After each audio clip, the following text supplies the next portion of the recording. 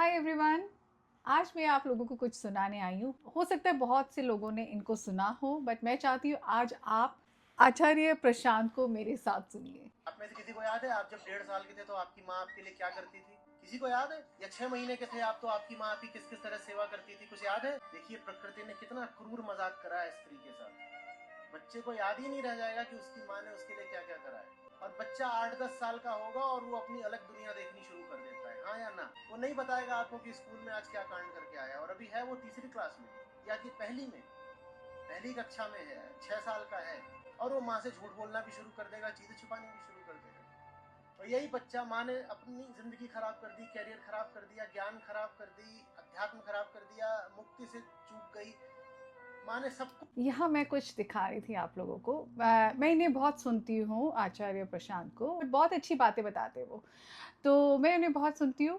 यहाँ जब मैंने ये वाला सुना तो यहाँ मैं एक चीज़ से थोड़ा सा मेरे व्यूज़ थोड़े चेंज है कि जो उन्होंने बोला कि माँ ने अपनी ज़िंदगी ख़राब कर दी। आई थिंक नहीं, मेरे को नहीं लगता है कि मैंने अपनी ज़िंदगी ख़राब करी अपना करियर छोड़ के। मैंने अपने बच्चों के लिए करी। सबका अलग अलग रीज़न होता है, राइट? क्योंकि हम जब बच्चों के लिए कुछ करते हैं, मैं अपना करियर ब्रेक दिया मेरे बच्चों के लिए, मेरे बच्चों का फ्यूचर सोच के, कि तो मैं वो नहीं कहती हूँ कि मैंने वहाँ ज़िंदगी अपनी ख़राब करी, नहीं। येस, मैंने अपनी ज़िंदगी में कहते हैं ना थोड़े से कॉम्प्रोमाइज़ किए, अपनी जॉब को छोड़ा, अपने इनकम जो आ रही थी उससे कॉम्प्रोमाइज़ किया, थोड़ा चीज़ किया एडजस्ट करने के लिए। लाइफ में आप अपने बच्चों को सब कुछ देने के लिए तैयार होते हो, तो मुझे नहीं लगता वहाँ पे मैंने अपनी ज़िंदगी ख़राब करी। बट इनकी बात से मैं पूरा एग्री करती हूँ, आपको मैं आगे सुनाती हूँ।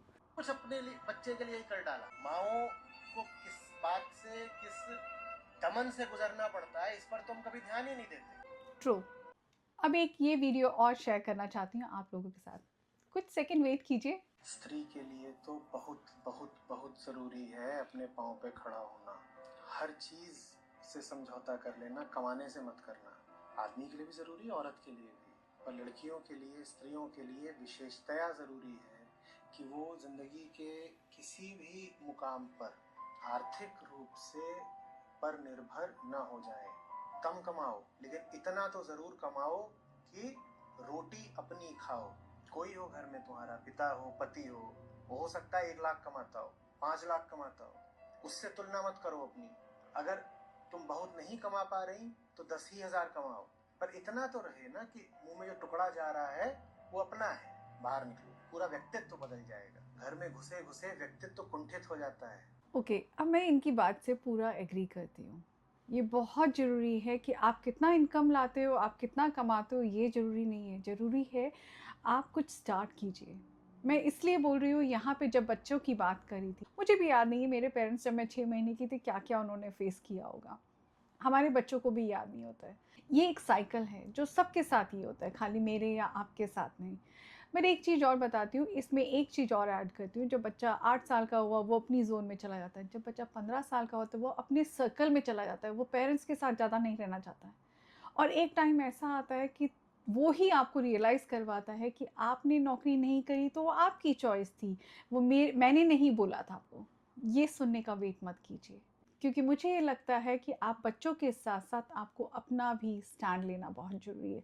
अपना स्टेप पर आइए, एक्सप्लोर कीजिए, कौन सी चीज़ आपके लिए, देखिए, समझिए। जैसे मैंने स्टार्ट किया 17 ईयर्स के करियर ब्रेक के बाद, मैंने अपना खुद का काम शुरू किया।